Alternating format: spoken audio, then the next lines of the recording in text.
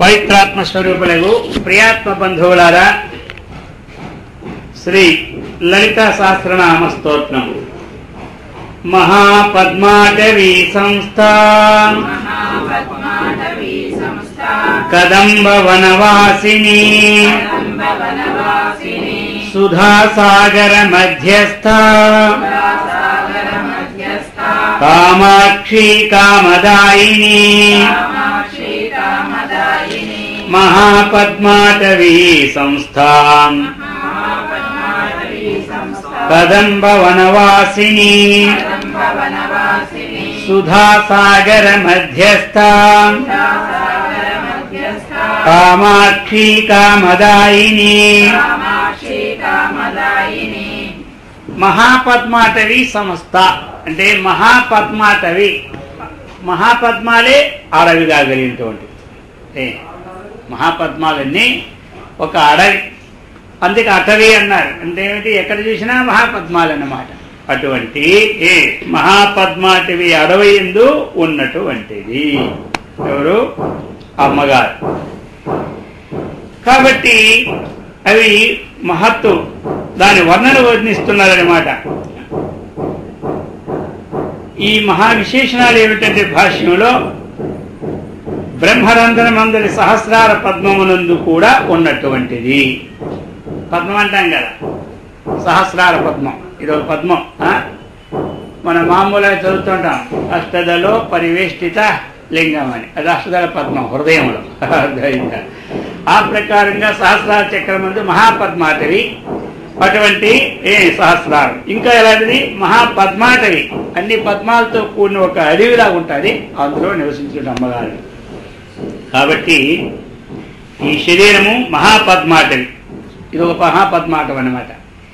ఇందులో షట్చక్రాలు, అనేక సహస్ర సంఖ్యాక నాడులు, మహాపద్మములు, కుండలిని శక్తిని సహస్రాలను చేర్చి ఈ విధంగా ఉన్నటువంటి ఆ భావములో కూడా దేవిని ధ్యానించేది ఒకటి అంతరంగ భావన. బాక్య విషయంలో మహాపద్మాల మధ్యలో నివసించినటువంటిది ధ్యానించేది ఒక పద్ధతి. కాబట్టి అయితే ఇక్కడ చెప్తున్నారు, ఈ గొప్ప పద్మముగా అడవిలో ఉన్నటువంటిది ఎలాంటిది? 3 లక్షల యోజనములు పొడవు గలది ఆ వనం. అటువంటి వనం మహాపద్మవనంతో ఆవరింపిన ఒక అడవి గలదట. ఈ విధంగా అటువంటి ఆ దట్టమైనటువంటి అడవిలో ఉన్నటువంటి అమ్మవారిని, పద్మాలతో నిండబడినటువంటి ఆసనం అదేనమాట. అందుచేత ఈ విధంగా ఒక్కొక్క గ్రంథంలో లలితా స్తవరత్నంలో వర్ణించున్నారనమాట. ఇప్పుడు 10 తాటి చెట్లంతా, అంటే యోజనాన్ని బట్టి దీని పొడవు చెప్తున్నారు ఆకులు అనమాట. ఒక 10 తాటి చెట్లంత పొడవైన ఆకులు గలదట ఒక ఆకు. అటువంటి పద్మాలతో వికాసమైపోయినటువంటిది, దట్టమైన కేసరములతో కూడి ఉన్నటువంటిది. ఇక ఆ పద్మములేంది ఎలాగంటే మకరందం అనేది ప్రవాహమై ఎల్లప్పుడూ స్రవిస్తూనే ఉంటుంది మకరందం. ఇక వాటి పరిమళాన్ని ఆస్వాదించడానికి వచ్చిన తుమ్మిదులకి కొదవలే గుంపులు గుంపులుగా తుమ్మిదులన్నీ చేరుతూ ఉంటుంటాయి. ఇక మంచి గంధపు పరిమళ వాయువులు ప్రసరించినటువంటి ఆ పచ్చని పొడి పైకి లేచి అంతటా వ్యాపించుడిచే ఆ పద్మాటవి ఎలా ఉంటుందంటే పసుపచ్చగా ఉంటుందన్నమాట. ఎరుపు మించిన పసుపు వర్ణమునకు పింజర వర్ణమని పేరు. పద్మ సుగంధము తరంగములతో చుట్టూ అంతా చక్కగా పరిమళంతో ఉంటుంది. ఇత్తి పద్మాటవిని సేవించదము అని ఒక అర్థం. రెండవది ఏమిటి? బ్రహ్మరంధ్రములని సహస్రార పద్మం కూడా ఒక పద్మాటవి. ఎందుకంటే ఈ స్వచ్ఛంద తంత్రం అనే ఒక గ్రంథం ఉంది. దానిలో ఏం చెప్పారంటే శరీరమందున్న కమలముల కంటే, ఈ శరీరం ఉన్న కమలాలు ఒక దగ్గర ఒక కమలం వ్యాపించి ఉంటుంది, దానికంటే ఊర్ధ్వభాగం ఏమిటంటే 1000 రేకులు గల పద్మము ఉంటుందన్నమాట. అది ఎలా ఉంటుంది? అధోముఖంగా వ్యాపించి ఉంటుంది అన్నమాట దానిది. అందుకే అధో నిష్ట్యా వితస్యాం తేనాభ్యామ పరితిష్టతి అని మనం చదువుతుంటాం. పద్మకోశం ప్రతీకాశకం హృదయం ఆప్యధోముఖం. ఎక్కడ? మంత్రపుష్పముల పద్మకోశం ప్రతీకాశం హృదయం చాప్యధోముఖం జ్వాలమాల కులంభాతి విశ్వస్యాయి తన మహత్తని మనం చదువుతుంటాం. ఆ విధంగా అమ్మవారు మహాపద్మాటవిలో నివసించిన వారు. ఇంకేలాగా కదంబవనవాసిని. కదంబం అంటే తెలుగులో కడిమి చెట్లు అంటారు. ఇప్పుడు మన కదమ పుష్పాలు వచ్చాయి కదా మొన్న, ఇంతెంత ఉంటాయి కదమ పుష్పాలు, ఎంతెంత అవి కదమ పుష్పాలు. ఇప్పుడు మొదటి రోజునే తెచ్చినట్టుంది అమ్మగారు, సరోజిని అమ్మగారు, ఎంతెంత పుష్పాలా అది. ఆ కడిమి చెట్లు తోటలో అమ్మవారు నివాసం. ఎక్కడెక్కడ నివాసిస్తున్నారు అంటే అది. అందుచేత అయితే ఇది ఎలా ఉంది, ఇంతకుముందు మనం చింతామణి గృహం వర్ణించుకున్నాం. చింతామణి గృహాంతస్థ పంచబ్రహ్మాసన స్థిత అని. అటువంటి చింతామణి గృహానికి చుట్టూ ఒక మణిమంటపము కలదు, మనులతో మంటపం ఉంది. ఇక దాని చుట్టూ కడిమి చెట్లు తోట ఉందన్నమాట. చింతామణి యొక్క గృహానికి చుట్టూ ఆ చింతామణులు వచ్చే మణిమంటపం ఉంటే ఆ మంటపానికి చుట్టూ ఈ కడిమి చెట్లు అంటే ఏమిటి, కదంబ చెట్లు చుట్టూ ఉన్నాయి. ఆ తోట నివసించినటువంటిది అమ్మవారు కాబట్టి అందుకే ఏ చెట్ల కింద నివసించినప్పుడు ఆ పుష్పాలతో మనం పూజ చేశామంటే మహాప్రీతి అన్నమాట. అందుకు అటువంటి పుష్పాలతో పూజ చేయడం. ఈ విషయం భైరవ యామలం అనే ఒక గ్రంథం ఉంది. అక్కడ ఏం చెప్పారంటే బిందు స్థానం అన్నటువంటిది ఒక సుధాస్థానం అని, అమృత స్థానం అని. అక్కడ కల్పవృక్షములు, అక్కడే కడిమి చెంట్ల పంక్తులు, వాటి మధ్య ఒక మండపము, అక్కడ ఒక చింతామణి గృహము కలదని, దానికి సువర్ణ ప్రాకారమునకు వెండి ప్రాకారమునకు మధ్య 7 యోజనములు దూరం ఉన్నదని, అలాగనే 14 యోజనములు అంతవరకు కూడా కదంబ వృక్షాలన్నీ కలవని అక్కడ కూడా నిర్ణయించారు. అంటే ఏమిటి, కదంబ వృక్షములు ఎక్కడ ఉంటున్నాయో అక్కడ అమ్మవారు ఉంటున్నదని అర్థం.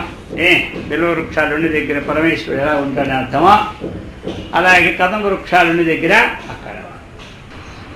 దేవర్షి ఘన సంఘాత స్తుయమానాత్మ వైభవ బండాసురవదోద్యుక్త శక్తిసేనా సమన్విత. దేవర్షి గణ సంఘాత స్తూయమానాత్మ వైభవ బండాసురవదోద్యుక్త శక్తిసేనా సమన్విత. దేవర్షి ఘన సంఘాత స్తూయమానాత్మ వైభవ భండాసురవదోద్యుక్త శక్తిసేనా సమన్విత. అమ్మగారిని ఇప్పుడు వర్ణిస్తూ ఉన్నారు. ఎలాంటి వారు అంటే దేవర్షి గణ సంఘాత. అది దేవర్షి ఘన సంఘాత కాబట్టి దేవర్షి గణములు, అలాగనే ఋషిగణములు సంఘీభవించి వర్ణించినట్టు ఒక వైభవం కలిగినటువంటిది విషయాన్ని. అయితే ఇక్కడ మనకి ఈ స్థూల శరీర కార్యమును స్పష్టముగా చెప్పబోవచ్చు. ఈ రహస్య స్వరూపమును కూడా రహస్యవాక్కులతో చెప్పుచున్నారన్నమాట. ఎట్లాగంటే ఇక్కడ దేవగణులు అంటే దేవగణాలు, ఋషిగణములు అందరూ ఏకంగా సమూహంగా వచ్చి ఆ దేవి యొక్క వైభవాన్ని వర్ణించినట్టు వైభవం కలది అన్నమాట. అంటే దేవాది గణములు అందరూ కూడా స్తోత్రం చేస్తూ ఉన్నారు అమ్మవారిని. ఇక్కడ మరి మనకి దేవతలు అన్నారు. దేవతలు అంటే బ్రహ్మాది దేవతలని అర్థం అన్నమాట. ఋషులు అంటే వశిష్ఠాది మహర్షులందరూ అర్థం. అలాగనే మనకి ఈ గణాలు అన్నారు. గణములు మనకు అనేటప్పుడు అనేక మంది ఈ గణ సంగీతాలు, ఈ గణాలన్నీవి ఆ గణ శబ్దానికి అనేక రకాలు ఉన్నాయి. ఆదిత్యాది గణములు. గణం అంటే ఏమిటి? సమూహం. గణం అంటే సమూహం. అది మరి ఆ సమూహం ఆదిత్యులు. ఆదిత్య గణం ఒకటి. ఆదిత్యులు అంటే ఆదిత్యులు 12 మంది ఆదిత్యులని మన భగవద్గీతలోనే ఆదిత్యానం మహావిష్ణు జ్యోతిషాం రవిరవసుమాన్ ఇవన్నీ గణాలు. 12 మంది సూర్యుల్లో విష్ణుమైన సూర్యుడిని నేను అని భగవంతుడు చెప్పినాడు. అలాగనే ఆదిత్యులు. విశ్వులు వీళ్ళందరూ విశ్వగణం ఒకటి. వసువులు వసుగణం ఒకటి. త్రిషితులు త్రిశులు గణం ఒకటి. భాస్వరులు ఆ ప్రకాశగణం ఒకటి. అనిలులు అనలం అంటే అగ్ని, అనిలు అంటే వాయువు అనమాట. ఈ గణం ఒకటి. ఇక మహారాజుకులు ఒక గణం, సాధ్యులు ఒక గణం, రుద్రుడు ఒక గణం, రుద్రగణం. ఈ విధంగా 9 మంది అన్నమాట ఈ గణముల గణదేవతలు.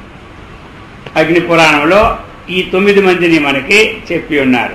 అందుచేత ఇటువంటి ఈ గణాలతోని అలాగనే మనకి దేవతలనగా బ్రహ్మాదులు బ్రహ్మ విష్ణు మహేశ్వర మహేంద్రాది ఇత్యాదులు అన్నమాట. ఇక వశిష్ఠుడు, ఇక అనేకమైనటువంటి విశ్వామిత్రుడు, వాల్మీకి, అనేక మహామహా ఋషులందరూ. ఇక వీళ్ళందరి చేతి కూడా ఆ శక్తి స్వరూపము స్తూయమానాత్మ వైభవం. మరి అటువంటి వైభవం కలిగినటువంటిది అమ్మవారు అని. స్తూయమానాత్మ. ఒక పెద్దవాళ్ళు వచ్చి మన దగ్గరికి వచ్చి మనం స్తుతించారంటే మనం ఎంత గొప్పగా ఉంటాం. అంతవాడే మనం ఎంతగా స్తుతిస్తూ ఉన్నాడా. ప్రధానమంత్రి వచ్చి ఎంతవారయ్యా మీరు అంటుంటే లోకంలో ఉందా? తెల్లాసరికి అన్ని పేపర్లే పడిపోతుంది మొత్తం ప్రధానమంత్రి చేతి ఇంత స్తూయమానం అయింది కాబట్టి ఈయనంత గొప్ప వాళ్ళు. ఆయన గొప్ప ఆయన, మనం ఆయన స్తుతిస్తుంటే ఆయన ద్వారా ఈయనని గురించారు కాబట్టి ఈయనంత గొప్ప వాళ్ళని మనకి ఎలా ఉంటుందో అలాగే మరి బ్రహ్మాది దేవతలే అమ్మవారిని స్తుతిస్తూ ఉన్నారన్నమాట. అంత గొప్ప విశేషమని చెప్తూ ఉన్నారు. దేవర్షిగణ సంఘాత స్తూయమానాత్ వైభవ. చరణం 2. భండాసుర వధోద్యుక్త శక్తిసేన సమన్విత. అమ్మవారు ఎందుకు వచ్చారు ముఖ్యంగా లలితాదేవి అంటే ఈ భండాసురుని వధించడానికి అనమాట. అది మెయిన్ పాయింట్. దానికి అనేక రకాలుగా పురాణాల్లో 1-2 విధాలుగా చెప్పుకొచ్చారు. మొదటి రోజు ఒక పురాణం ఒకరు చెప్పిన విషయం అన్నమాట.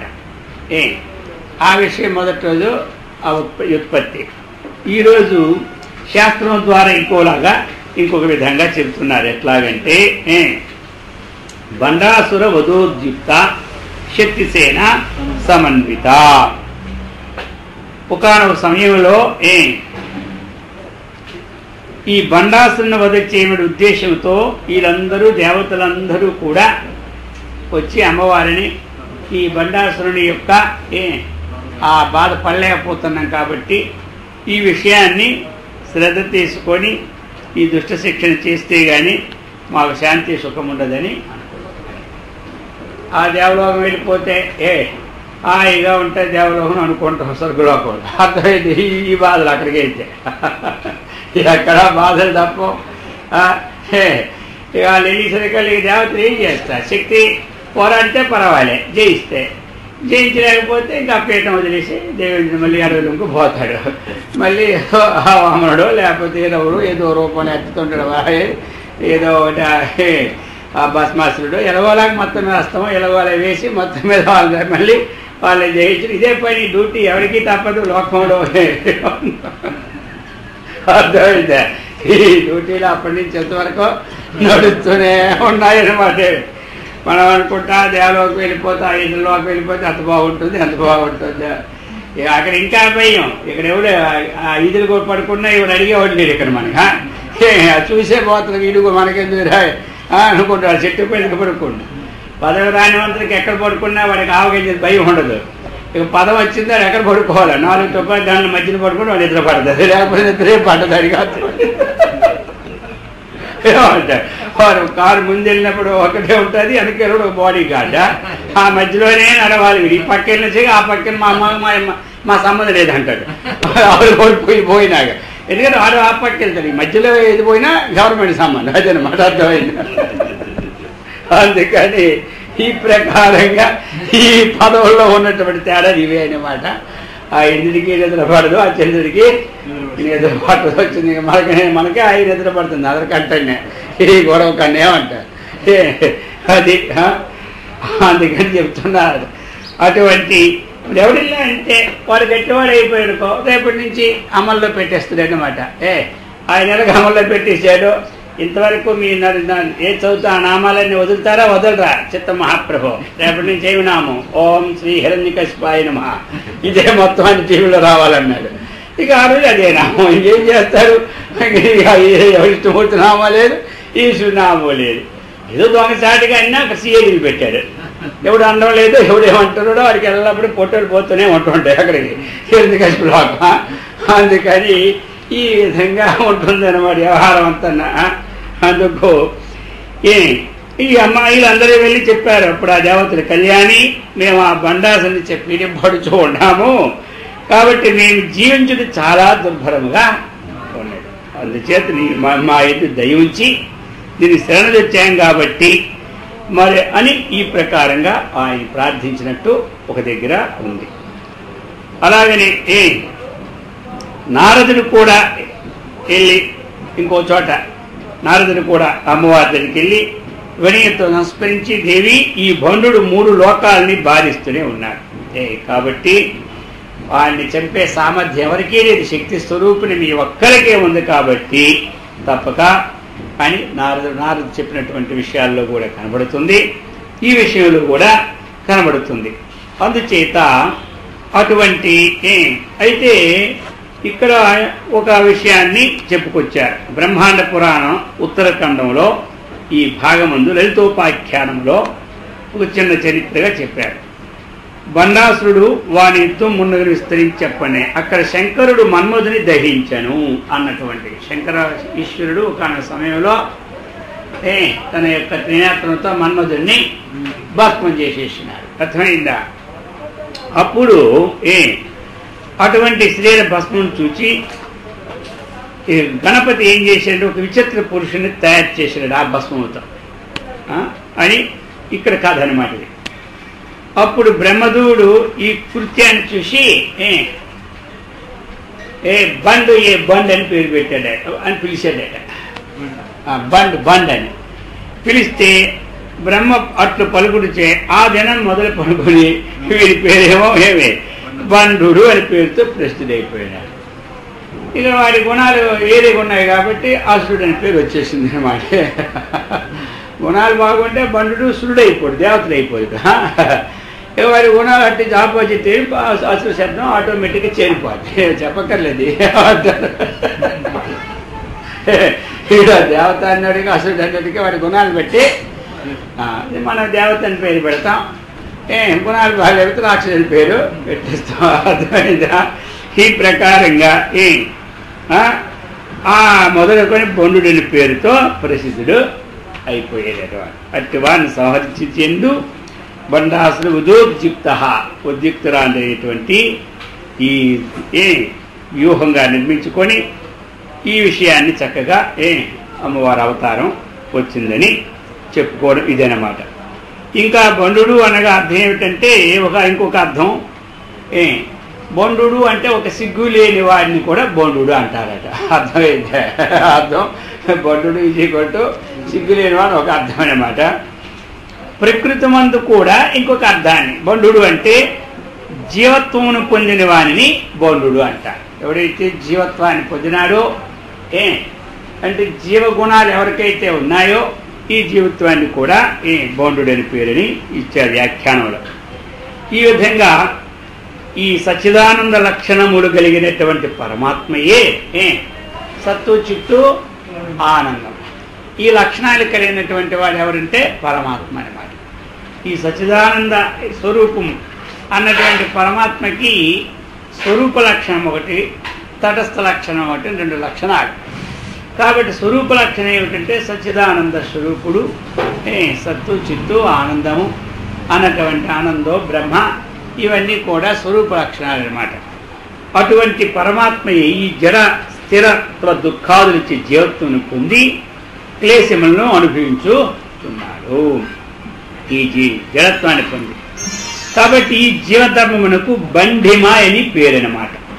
ఈ జీవధర్మానికి బండిమ అని ఒక పేరు. కాబట్టి బండ ప్లస్ అసు ప్లస్ రా ఇక్కడ 3 విడదీస్తే బండాసుర అనేది అంటే జీవుని ప్రాణములను గ్రహించునది అని ఒక అర్థం. ప్రాణములు ధరించిన వానికే జీవుడని పేరు. ప్రాణములున్నప్పుడే జడ స్థిరత్వ దుఃఖాలతో కూడిన జీవత్వము కలుగుతుంది. అందుచే ప్రాణములను గ్రహించుననగా జీవత్వము లేకుండా చేయనని భావము. కాబట్టి ఈ విధంగా అనేకమైన విషయాలని జీవుని యొక్క అజ్ఞాన బంధమును పోగొట్టుటకు అనేక శక్తులు కావాలి. మన జీవుడి యొక్క అజ్ఞానం అనే బంధాన్ని పోవాలంటే అనేకమైన శక్తులు ఉంటే కానీ మనం జయించలేం. ఇప్పుడు ఆ బండాసురుని జయించాలి అంటే సామాన్యంగా అవుతుందా? కొంతమంది ఎన్నో శక్తులు ఉంటేనే ఆయన జయించగలుగుతారు. అలాగే మరి ఈ జీవుడి యొక్క అజ్ఞాన బంధం పోవాలంటే అనేక శక్తులు మనం సంపాదించుకోవాలి. ఆ భగవంతుని అనుగ్రహాన్ని కోసం ఏదో పూజో, ఏదో జపమో, లేక ధ్యానమో, లేక భజనో, లేక సత్సంగ విచారమో అనేకమైనటువంటి ఒక సత్కార్య విశేషమైన శక్తులు మనం సంపాదించుకున్నప్పుడు ఈ జీవుడు అజ్ఞాన బంధువుని మనం విడదీయగలమన్నమాట. అనేక జన్మల నుంచి వస్తున్నటువంటిది. అటువంటి లలితాదేవికి ఆ శక్తులనియు కలవనియు, ఆ దేవిని ఒప్పాల్సిన యోగికి కూడా ఆ శక్తులనియు సంభవించిననియు, బాల్యమున తిరోహితమై పుంస్వాశక్తి వనమును ప్రకాశించినట్లు ఒక విశేషమును శివసూత్రములందు వాక్యం తెలిపినారు. ఇది శక్తి చక్రానుసంధానం చేసినటువంటి యోగి యొక్క ఉద్యమునికే భైరవమని పేరని, దీనిచే విశ్వ సంహారమని, శక్తిని అనుసంధానం చేసిన శరీరోత్పత్తి కలుగునని అని ఈ విధంగా భూతములు అనుసంధానం చేసిన భూత ప్రత్యుక్తము ఇవన్నీ కలుగునని విశ్వ సంఘటనమని ఈ వార్తికాలు కూడా రచించారు. కాబట్టి ఈ విధంగా ఆ బండాసుర వధూయుక్త అన్నటువంటి విశేషణాలని మనకి చక్కగా దేవతల చేతను, ఋషుల చేతను, ఈ ఆదిత్యాది గణముల చేతను చక్కగా స్తుతింపబడేటువంటి దేవి అని అర్థం. అటువంటి దేవికి మనం నమస్కారం అని.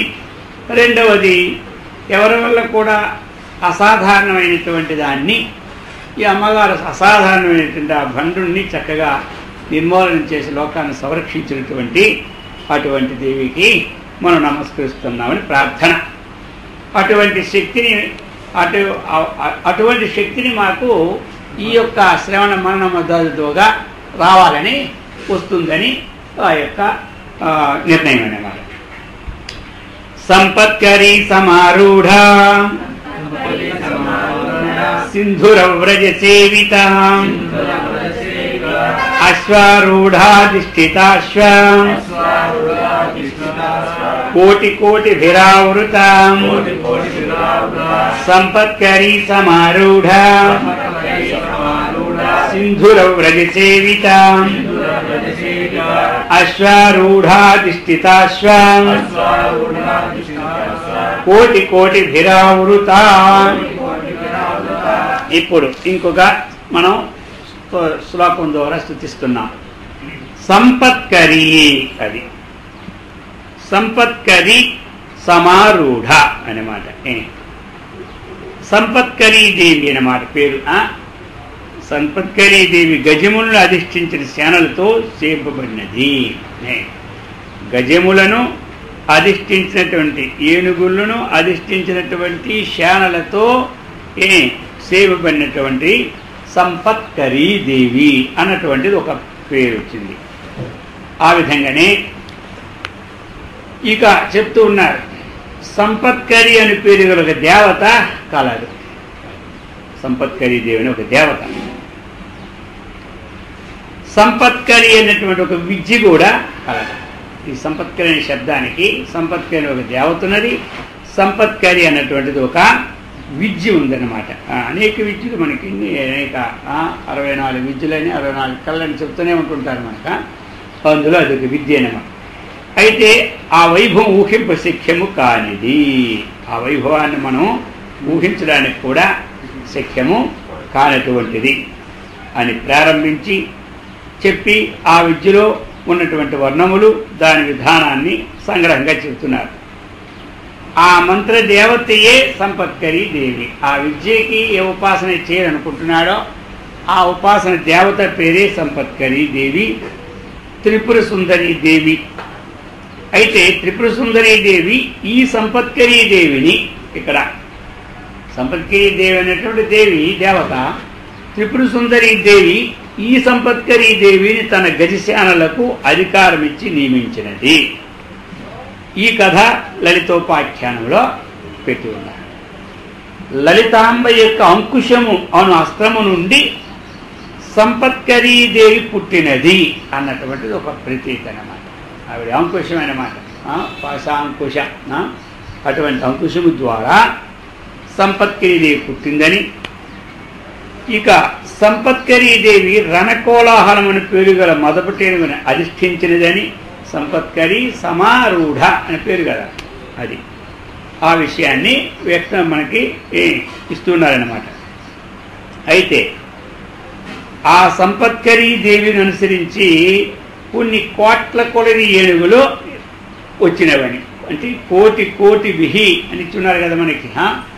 ఆ విధంగా కొన్ని కోట్ల కొలది ఈ యొక్క ఏనుగులు వచ్చినవని, ఆ ఏనుగుల్లో భద్రగజాలు, అలాగనే మంద్రగజాలు, అలాగనే మృగగజాలు అని అనేక భేదములు కలవనియు, ఇక్కడ ఇటు ఏనుగులు సముదాయముచే లలితాదేవి సేవింపబడుచున్నది. చేసినాడు. స్తోత్రం అంటే ఏమిటంటే లోకంలో వారు చేసినటువంటి మంచి విషయాల యొక్క వర్ణన, లోకులు వారిని సేవించినటువంటి వర్ణన. అది ప్రతి స్తోత్రంలో ఉన్నటువంటిది ఇది అన్నమాట. స్తోత్రంలో మనకి వారు లోకంలోకి వచ్చి ఏ స్తోత్రమైనా ఏమంటారు, విష్ణు సహస్రం కానీ, శివశాస్త్రం కానీ, లలితా శాస్త్రం కానీ అని స్తోత్రాలు మనకు ఉంటూ ఉంటాయి. ఆ స్తోత్రంలో ఉన్నటువంటిది వారు లోకానికి వచ్చి చేసినటువంటి ఉపకారమైనటువంటి లోకోద్ధారకమైన పనులను శ్లోక రూపంలో నిబద్ధించి స్తుతించడం. చక్రరాజరథారూఢ సర్వాయుధ పరిష్కృత కేయ చక్రరథారూఢ మంత్రిణీ పరిసేవిత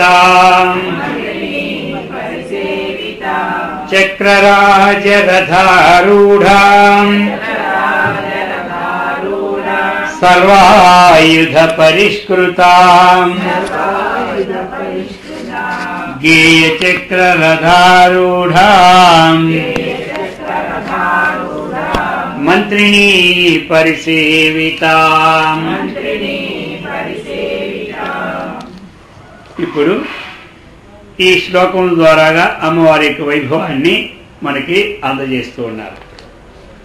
చక్రరాజ రథారూఢ, చక్రరాజమని పేరు గల రథమందు ఆరూఢ అంటే అధిష్ఠించినటువంటి, అంటే సర్వ సమస్తమైన ఆయుధములచే పరిష్కృత, సర్వాయుధ పరిష్కృత, అలంకరింపబడినటువంటి. వైచరణానికి అర్థం ఏమిటంటే చక్రరాజమనే పేరు గల రథమందు అధిష్ఠించి సమస్తమైనటువంటి ఆయుధములచే అలంకరింపబడినటువంటిది దేవి అని అర్థం. ఇక్కడ చక్రరాజును రథమందుంచబడిన ఆయుధములతో అలంకరింపబడిన తాత్పర్యం తెలుసుకున్నాం. శ్రీచక్ర రథమందుంచబడిన ఆత్మజ్ఞాన సాధనములతో కూడినది అని ఒక అర్థం భాష్యకారులు ఇచ్చున్నారు. మొట్టమొదటి ఏమిటి? ఆ స్థూలార్థం. రెండవది ఏమిటి? సూక్ష్మార్థం. శ్రీచక్రమును రథమందుంచబడిన ఆయుధాలు ఏంటి? ఆత్మజ్ఞాన సాధనములతో కూడినటువంటిది. చక్రేశత్వ సిద్ధినిచ్చినటువంటి కర్మోపాసన సాధనములతో ఆ పరిసమాప్తి పొందించు జ్ఞానస్వరూపురాలు అని అర్థం. చక్రరాజ రథారూఢ సర్వాయుధ పరిష్కృత అంటే చక్రేశ అంటే చక్రేశత్వం, చక్ర ఈశత్వమైనటువంటి సిద్ధినిచ్చినటువంటిది. కర్మ ఉపాసన సాధనములతో పరిసమాప్తిని పొందించినటువంటిది, జ్ఞానస్వరూపురాలైనటువంటిది అటువంటి అమ్మవారు అని. ఎందుకు అంటే ఈ కర్మ ఉపాసన సాధనములు అన్నటువంటివి మనకి అవసరమన్నమాట. ఎవరికి జ్ఞానం కావాలనుకుంటే వాడికి కర్మ ఉండాలి, ఉపాసన ఉండాలి. ఈ కర్మ ఉపాసన పరిసమాప్తి అనంతరము మనకు సిద్ధించినటువంటిది ఏమిటంటే జ్ఞానం. ఆ జ్ఞానస్వరూపమే అమ్మవారు, జ్ఞానస్వరూపురాలు. అందుచేత చక్రరాజ్యము అని, కిరీచక్రమని ఇందులో మనకుంది కదా, గేయ చక్రమని, ఈ మొన్న రథాలు ఇవి శాస్త్రమునందు లలితోపాఖ్యాన గ్రంథమునందు వర్ణింపబడినటువంటివి ఏమిటంటివి రథాలు. అయితే ఈ దేవికి చక్రరాజ్యం అనే పేరు రథము కలదు. దేవికి ఏమిటంటే చక్రరాజ్యం అన్న రథము ఉంటుందన్నమాట, ఒక పేరు. ఇప్పుడు మనకేమో ఆషాఢ మాసంలో జగన్నాథులకి రథము పెట్టి అందరూ మొత్తం తిప్పడం లేదా? లోకమంతా ఆ రోజు జగన్నాథ రథయాత్రే. అది మొదటి రోజు ఒకటి ఉంటుంది, చివరి రోజు ఒకటి. మొదటి రోజు తిప్పుతూ ఉంటా. ఆ పూరీలు అయితే ఏమి జనం, ఆ రథం ఆ రోజు కింద పడి ఎంతమంది పోతూనే ఉంటుంటారు. అంత వేలకు వేలు రథాలు టీవీలు చూస్తూనే ఉంటారు కదా. అలాగే రథం అన్నమాట. ఎలాగైతే మరి ఆ జగన్నాథ రథం ఎలాగైతే ఉందో ఆ రథాన్ని ఎలాగైతే పుట్టు దాని పేరు రథం పేరు. అలాగనే అమ్మవారి రథం పేరు ఏమిటి అంటే శ్రీచక్రం అనే రథం అన్నమాట. అయితే మరి అప్పటికి ఇప్పటికీ అన్ని షార్ట్ కట్, కంప్యూటర్ యుగం కాబట్టి ఇప్పుడు అన్ని షార్ట్ కట్టే. మన చిన్నప్పుడు ఉన్న దానికన్నా ఇప్పుడు కానీ షార్ట్ కట్ అయిపోయాయి. అన్ని షార్ట్ కట్లే తెలియదు కదా. పూర్వం ఎంత పేరు ఉండేది, ఇప్పుడు అంత పేరు పెట్టి ఎవరు పిలుస్తారు? ఏమయ్యా పలానే వాళ్ళు కేఎన్ రావు అయిపోయాయి, గొడవ అయిపోయాయి. అయితే సికే రావు, బికే రావు, ఏదో ఒకటి. అలా అన్ని షార్ట్ కట్లు ఇప్పుడు అయిపోయాయి లేదా? అప్పుడు అలాగా షార్ట్ కట్ పెడితే ఒప్పుకుంటారు వాళ్ళు.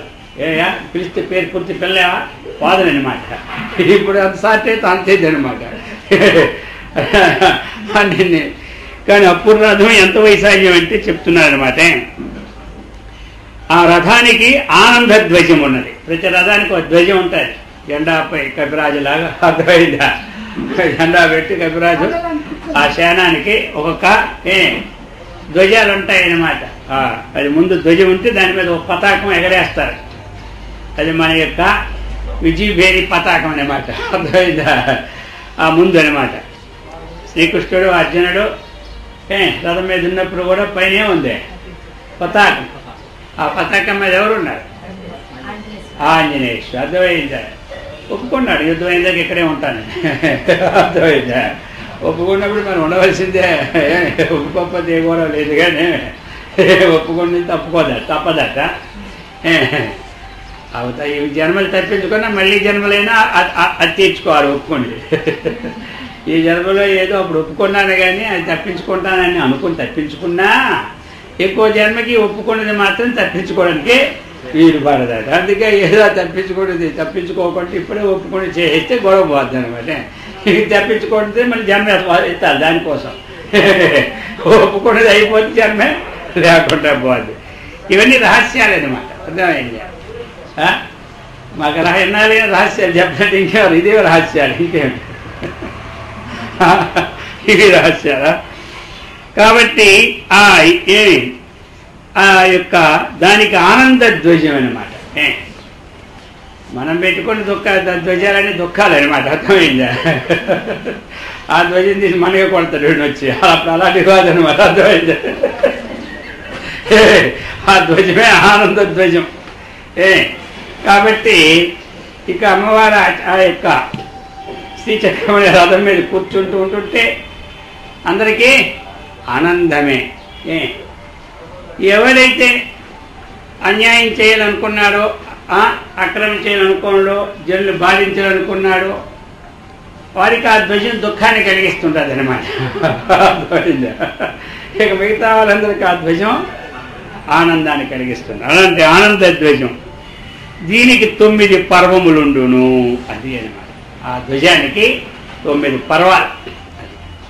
పర్వం అంటే ఒక చెరుకు గెడ ఉందనుకోండి, దీనికి దానికి మధ్యలో ఒక గుంపులు ఉంటాయి కదా, అదే అనమాట పర్వం అంటే. అవి అవి అవి పర్వాలి, ఇంకేమి. అలా అంటే ఒక 9 ఆ ధ్వజానికి ఇక్కడ ఒకటి అక్కడ ఒకటి అక్కడ కట్టుకొని వెళ్ళారనమాట. పర్వాలు. పర్వాలంటే ఒక స్టేజీ, ఇది స్టేజ్. 18 పర్వాలు. ఏమిటి ఏమిటి చెప్పండి. భగవద్గీత పోన్లే, అధ్యాయాలైన పర్వాలని ఒకటేలే. మరి భారతం ఎన్ని? అది కూడా 18 పర్వాలే. ఈ విధంగా పర్వాలు. ఈ యొక్క అమ్మవారిది కూడా 9 పర్వాలు. ఇక ఇది 10 యోజనములు ఎత్తు. 10 యోజనాలు ఎత్తు, చాలా ఎత్తు అనమాట. 4 యోజనాలు వైశాల్యం అన్నమాట. అర్థమైందా? ఇది కదులుచున్నప్పుడు చక్కగా ప్రకాశిస్తుంటుంది ఆ రథం అనమాట. అమ్మవారి రథం కదులుతూ ఉంటుంటే అంత ఎత్తు, ఇకంత పొడవు. 33 కోట్ల దేవతలు కూర్చున్నా సరిపోద్ది. పుష్పమానుడు అనమాట అంటారు. ఇప్పుడు రథాలు ఒకరు కూర్చున్నామంటే ఆ పక్కన కూర్చొని స్థలమే ఉండదు. అర్థమైందా? ఆ పూజారి ఆయన రథం మీద, ఇంకెవరు ఉండడానికే లేదు. అక్కడ స్థలం ఉంటాయి కూర్చొని వచ్చింది కూడా. అప్పుడు రథాలకైతే దేవుడు, ఆ సేన, ఆ నాయకులు, ఆ గణాలు ఇవన్నీ కూడా పరివేషితమే కూర్చోటం. అందుకే పెద్ద పెద్ద రథాలు. దేవేంద్ర రథంకి అయితే గొడవే లేదు. అది ఒక వరం అన్నమాట. ఎంతమంది కూర్చున్న ఒక సీట్ అది ఖాళీ. అది అలాంటిది. అర్థమైందా? ఎంతమంది అప్పటికే గబగబ వచ్చారు 100 మంది, 100 సీట్లు రెడీగా ఉంటాయి అన్నమాట. మళ్ళీ ఒక సీట్ ఖాళీగా. ఎందుకంటే అన్ని సీట్లు ఒకసారి ఖాళీగా ఉంటే మనం ఊరుకుంటారా? నేను అనుకుని మొత్తమే దొమ్మలుగా వెళ్ళిపడిపోతాం అందరు వచ్చింది కూడా. అందుకని ఒక సీటు ఖాళీగా ఉంటే ఒక్కడే వెళ్తాడు. మళ్ళీ వేసి మరొక సీటు, మళ్ళీ వేసి మరొక సీటు. అది క్యూ అనమాట. ఇప్పుడు మనం అన్నీ అక్కడ పెట్టామనుకో, ఎవరు దొరుకుతుంది మొత్తం వెళ్ళిపోతాం వచ్చింది కూడా. అప్పుడు అలా కాకుండా ఒక్కొక్క సీటు ఒక్కొక్క సీటు ఒక్కొక్క సీటు ఒక్కొక్క సీటు. ఇక ఆ సీటు నాది ముందు సీటు, నాది వెనక సీటు. ఈ గొడవలు ఉండవు అక్కడ.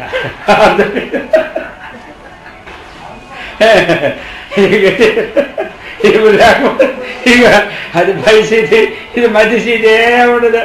ఆ పుష్పమానంలో ఒక్క సీటు ఖాళీ అవుతాడు, ఒక సీటు ఉత్పత్తి అవుతుంటుంది. ఒకడు అవి కష్టపోయే సీట్లు కావులే. మా సుఖమైన సీట్లు పుష్పమానం పేరు కదా, చక్కగా పుష్పాల్లాగా మెత్తగా ఉంటాయి ఏమిటి ఆ సీట్లు అనమాట. ఆ ప్రకారంగా చెప్తున్నారు. ఇది చక్కగా ప్రకాశిస్తుంది. అది ఏది ప్రకాశిస్తుంది? అమ్మవారి యొక్క శ్రీచక్రం అనే రథము, ఆ రథానికి ఆనంద ధ్వజము, దానికి 9 పర్వాలు. అమ్మవారి రథానికి ఏమి ధ్వజం అడిగితే ఏం చెప్తారు? ఆనంద ధ్వజం. ఎన్ని పర్వాలంటే 9 పర్వాలు. అలాగనే మరి ఎన్ని 10 యోజనాలు ఎత్తు, 4 యోజనాలు వైశాల్యం. అలాగా అది అనమాట. అది చక్రరాజ రథారుడు అంటే ఇదంతా గుర్తుగా మనకే రావాలి. ఇక చెప్తూ ఉన్నారు, మహాచక్రము గల గీతి చక్రమందు మంత్రినాథైన దేవత ఉండును. మహాచక్రం అనే గీతి చక్రం, దాని ఏంటి? మంత్రినాథ అనేటువంటి దేవత ఉంటుంది. దీనికి 7 పర్వములు ఉంటాయన్నమాట. దాని దేవి రూపం వినుము. కిరీచక్రమునకు 5 పర్వములు, ఒకదానికి ఒకటి చెప్తున్నారు. వాణి ఎందు ఆశ్రయించుకున్న దేవతల నామములు వినుము.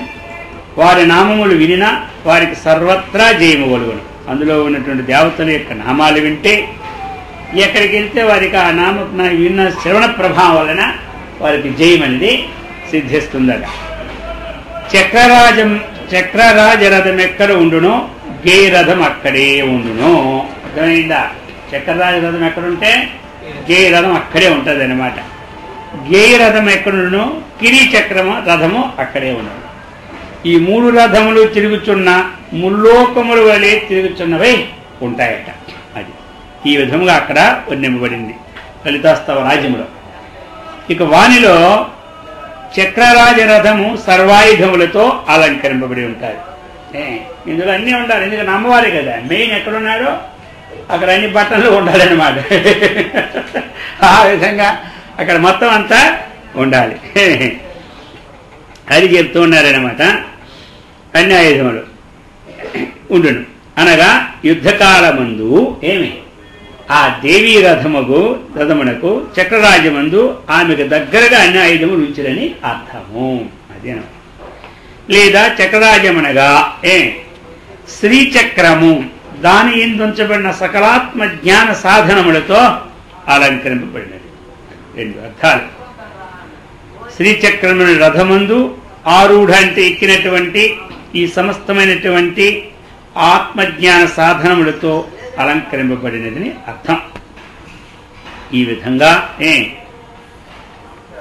అంతర్బహిశ్చ అంతర్ముఖ జ్ఞానము బహిజ్ఞానం 2 చెప్తున్నారు ఈ శ్లోకంలో. ఇక్కడ సాధనమనగా ఆత్మజ్ఞాన సాధనమని అర్థం. ఆనవోపాయములు, శాక్తోపాయములు, శాంభవోపాయములు మొదలగు జ్ఞాన సాధనములు శైవశాస్త్రముందు చెప్పబడినవి. ఇవన్నీ ఉపాయాలు ఎట్లాగా మనము ఏ స్థితిలోనూ ఏ విధంగా ఉండాలని ఆయా శాస్త్రాల్లో ఉపాయాలన్నీ కూడా చెప్పబడాయి. యోగ శాస్త్రమందు కొన్ని జ్ఞాన సాధనలు చెప్పబడ్డాయి. వీటన్నిటికి ఆ సాధనములన్నీ శ్రీచక్రము కంటే భిన్నములో కావు. అది అర్థమైందా? అన్ని సాధనలు కూడా శ్రీచక్రంలో ఇమిడి ఉన్నాయి. చక్రసిద్ధి అంటారు కొంతమంది, అనగా మూలాధారాది ఈ సహస్రార పర్యంతము కూడా ప్రాణ సంచార నాడులైనటువంటి ఏవైతే ఉన్నాయో అవి 3 రకాలుగా ఉంటాయన్నమాట. ఇడానాడి, పింగళానాడి, సుషుమ్న నాడి. వీటిని నియమించటం అంటే వీటిని తన నియామకము ద్వారా దాడిచే కలిగిన శక్తులన్నిటినీ పొందుటని అర్థము. ఇప్పుడు చక్రసిద్ధి మనకేది షట్చక్రోపరి సంస్థిత అన్నటువంటిది కూడా ముందుకు రాబోతుంది. మరి షట్చక్రములు అంటే మనకి ఏమిటి? మూలాధారము, స్వాధిష్టానము, మణిపూరకము, అనాహతము, విశుద్ధము, ఆజ్ఞ, ఈ విధంగా మనకి ఉన్నాయి. కాబట్టి ఇవన్నీ కూడా ఇవి ఏం చేస్తుంది? ఈ మనకునే నాడులు ఏమిటి? ఇడానాడి, పింగళానాడి, సుషుమ్న నాడి. ఈ విధంగా మనకి ఇప్పుడు మనం వాయువు తీసుకుంటూ ఉంటాం. మరి తీసుకునేటప్పుడు కొంతమంది ఆ ముక్కుని మూసుకొని వదులుతూ ఉంటుంటారు గాలిని. ఆ సిద్ధి ఉన్నటువంటి వాళ్ళు ఏ ముక్కు ద్వారాగా ఎంత గాలి తీసుకోవాలో అంతే తీసుకుంటారు. మనము ఆ అనుభవం లేనప్పుడు మళ్ళీ మనం మూసుకోవడం మంచిది అనమాట. ముక్కులు తన దారి మళ్ళీ గాలి వెళ్ళిపోతుంది. అర్థమైంది. అందుకు కొంత అభ్యాసం ఉందో ఎడ ముక్కుతో ఎంత తీసుకోవాలి, ముయ్యకుంటే అభ్యాసం. ఎందుకలా కష్టం, మూసుకుంటే అయిపోయింది, 1 నిమిషంతో మళ్ళీ తెలియదు అంత పోయింది అనుకోకుండా. అందుకని ఆ ప్రకారంగా రేచకము, పూరకము, కుంభకము ఈ విధంగా ఈ నాడుల ద్వారాగా మనం గాలిని తీసుకుంటూ ఉంటుంటాం. రేచక ప్రాణాయామం అంటే వదలడం, పూరక ప్రాణాయామం అంటే పూరించడం, ఈ రెండింటినీ లేకుండా ఆపడమే కుంభకం. ఈ విధంగా ఇవన్నీ కూడా మనకి ఈ సాధన ద్వారా, మనం ప్రారంభించిన సాధన ద్వారా మనకి ఎవరెవరికి ఏ విధమైనటువంటి అభ్యాసాన్ని మొట్టమొదటి నేర్చుకుంటారో ఆ అభ్యాసాన్ని అలా శీలిస్తే ఆ రేచకంలోనూ పూరకంలోనూ కుంభకంలోనూ చాతుర్యత బాగా వచ్చి ఆ నాడుల ద్వారా మనకి మనస్సు ఏకాగ్రత కలగడానికి ఒక ఉపాయం అది అన్నమాట. ఈ విధంగా చక్రరాజ్యములందు కర్మోపాసనలు చేసినచో శుద్ధ జ్ఞానము కలుగును. ఈ జ్ఞానము చక్రేశత్వ సిద్ధిని కలిగించును. జ్ఞానము కలిగిన తరువాత కర్మను గాని ఉపాసన గాని అక్కర్లేదు. అనగా శుద్ధ జ్ఞానము కలుగు వరకు కర్మోపాసనలు చేయించుండనే ఉండవలేను. ఈ విధంగా ఎందుకు సర్వం జ్ఞాన ప్లవేనైవ వృజనం సంతరిష్యసి చెప్పుకొచ్చారు కదా అన్నీ. అందుచేత ఇప్పుడు సమస్తం జ్ఞానప్లవేనైవ, జ్ఞానం అనే నాటిని ఎప్పుడైతే మనం ఎక్కినామో ఊర్జనం సంతరిష్యసి, పాప సముద్రాన్ని మనం సులభంగా దాటుతున్నాం. అన్నీ ఎక్కడ పరిసమాప్తం అంటే జ్ఞానే పరిసమాప్తి. జ్ఞానం నందే ఇవన్నీ పరిసమాప్తి అయిపోతున్నాయి. కర్మలు కానీ ఉపాసనలు కానీ నదులన్నీ ఎక్కడ పరిసమాప్తి అవుతున్నాయంటే ఏం చెప్పుకుంటాం మనం? సముద్రంలోనే పరిసమాప్తి అవుతున్నాయని చెప్పుకుంటాం. ఈ కర్మలన్నీ ఈ ఉపాసనలన్నీ ఎక్కడ పరిసమాప్తి అవుతాయి? జ్ఞానంలోనే పరిసమాప్తి. జ్ఞానే పరిసమాప్తి తద్విద్ధి ప్రతిపాదన చెప్పుకొచ్చారు కదా. అందుచేత అటువంటి శుద్ధ జ్ఞానము కలుగు వరకు కర్మోపాసనను చేయించునే ఉండవలేను. అందుచేత ఇక్కడ జ్ఞానం అనగా ఏమిటి? శుద్ధ విద్య అని అర్థము. జ్ఞానం అంటే శుద్ధ విద్య. అది శుద్ధ విద్య అంటే ఏమిటి? విద్య అంటే జ్ఞానం. విద్య అంటేనే జ్ఞానం. ఇక శుద్ధం అంటే ఏమిటి? యథార్థమైనటువంటి జ్ఞానం. ఏ జ్ఞానం తెలుసుకుంటే ఏ జ్ఞాత్వా మోక్ష్యసే అశుభాత్, ఏ జ్ఞాత్వా మోక్ష్యసే అశుభాత్. ఏ జ్ఞాత్వా దేన్ని తెలుసుకుంటే అశుభాత్తు ఏమి? ఈ ప్రేమ మార్గం నుండి మోక్షసే విడుదల చెందుదవో అని చెప్పుకొచ్చారు. సవిజ్ఞానమిదం వక్ష్యామి అశేషతః. అది జ్ఞాన విజ్ఞాన సహితంగా నీకు నేను చెప్పుచున్నాను అన్నాడు. దాన్ని ఇక్కడ మనకేం చెప్పారు? శుద్ధ విద్య. శుద్ధ విద్య అని దాన్నే మనకి ఇక్కడ ఏం చెప్పారంటే శుద్ధ విద్య అని విడదీశారన్నమాట. ఈ శుద్ధ విద్య వలనే చక్రేశత్వ సిద్ధి కలుగునని కూడా కలరు సూత్రవార్తికములు. గౌడపాదాచార్యుల వారి యొక్క వార్తిక సూత్రకాలలో కూడా ఈ విషయాన్ని మనకి చక్కగా వివరించి చెప్పి ఉన్నారు. అందుచేత శివసూత్రములో కూడా శుద్ధ విద్యోదయం, శుద్ధ విద్య ఎప్పుడైతే ఉదయం అంటే మనకి అది ప్రాప్తించిందో, అది ఉదయం అయిందో, ఇదే చక్రేశత్వ సిద్ధి. మనకున్నటువంటి క్షరాధార సిద్ధి అని వార్తిక వివరణం కూడా చెప్పాడు. జ్ఞానమనగా శుద్ధ విద్య. అది శుద్ధ విద్య అంటే ఏమిటి? యథార్థమైనటువంటి జ్ఞానం అది అన్నమాట. అందుచేత ఎప్పుడు యోగి ఆత్మయందు విశ్వాత్మ ప్రసిద్ధి కల శక్తిని పొందుతున్నాడో, ఎప్పుడు యోగి ఆత్మయందు విశ్వాత్మ ప్రసిద్ధి గల శక్తిని అంటే ఏమిటి? తన యందు నకిల భూతములను, అర్థమైందా? తన యందు అఖిల భూతములను, అది ఆత్మయందు విశ్వాత్మ చూడ. ఇప్పుడు విశ్వమంతా మనం విధివిధిగా చూస్తూ ఉన్నాం. మొత్తం బ్రహ్మాండం అంతా కూడా ఇది వేరు అది వేరు చూస్తూ ఉన్నాం వేరుగానే. ఒక్కసారి ఏమి మొన్న తిన్నాడనే ఉద్దేశంతో నోరు ఆకలించమని కోరింది మొన్న తీయడానికి. ఎవరు? ఈశ్వరు. నోరు ఆకలించడానికి ఏం కనబడింది? బాబురే పొద్దున